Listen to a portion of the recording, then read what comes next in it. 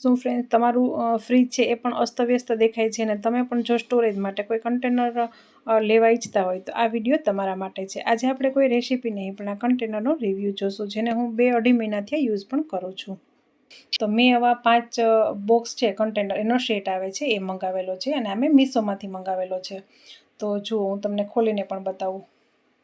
આ 5 કન્ટેનરનો કોમ્બો છો અને સાથે એમાં લીડ પણ છે, જેનાથી તમે એકની ઉપર બીજું એમાં સેટ પણ કરી શકો છો અને એવી રીતે તમારા ફ્રીજમાં જગ્યાનો પણ ઓછો ઉપયોગ થશે અને ઘણી બધી વસ્તુઓ તમે રાખી શકશો. અને આ કન્ટેનરથી તમારા ફ્રીજ પણ એકદમ વેલ ઓર્ગેનાઇઝ લાગશે અને ખૂબ જ જોવામાં પણ ખૂબ જ સરસ લાગશે. તો ચલો હવે આપણે એને હું તમને ખોલીને પણ બતાવું છું. તો જુઓ આ કન્ટેનરમાં ઉપરનું લીડ છે ને અને નીચે એક જારી આપેલી છે, જે તમે વચ્ચે રાખશો ને એટલે કોઈ પણ તમે પત્તાવાળા કે કંઈ પણ વેજીટેબલ હોય ને તેમાં થોડું ઘણું પાણી પણ હશે ને તો પણ એ પણ નીચે નીકળી જશે.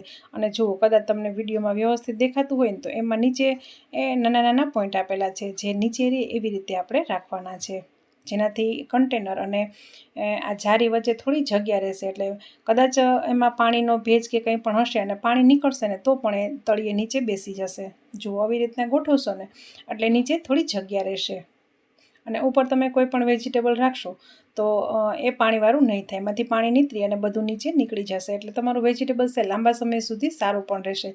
તમે ધાણા ભાજી, મેથી, પાલક કે ફુદીનો કંઈ પણ રાખશો તો એ તમારે બગડશે નહીં અને લાંબો સમય સુધી તમે સાચવી પણ શકશો. અને એકની એક ઉપર એક રાખશો એટલે તમારી જગ્યા પણ ફ્રીજમાં ઓછી જોશે. અને આ કન્ટેનર મોટા છે એટલે તમે માનો કે તુરિયા, ગલકા છે, દૂધી છે એવું તમારે પણ કંઈ પણ રાખવું હોય તો પણ તમે આસાનીથી રાખી શકશો, કેમ કે એકદમ લાંબા છે એટલે એ બધું વ્યવસ્થિત એકદમ રહી જશે. જુઓ તો આપણે તુરિયા રાખ્યા છે ને તો એ પણ એકદમ વ્યવસ્થિત રીતે રહી ગયા છે.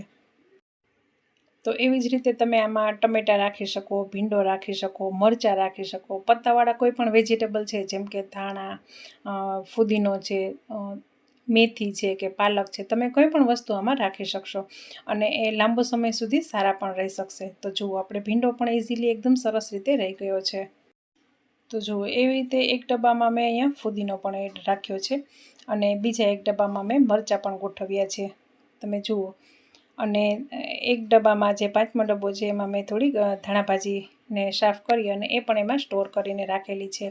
અને હવે આપણે જોઈએ કે ફ્રીજમાં પણ રાખવાથી કેટલા સરસ લાગશે. અને આ કન્ટેનર મેં મીશોમાંથી મંગાવેલા છે, હું તમને સ્ક્રીનશોટ પણ આપી દઈ છું.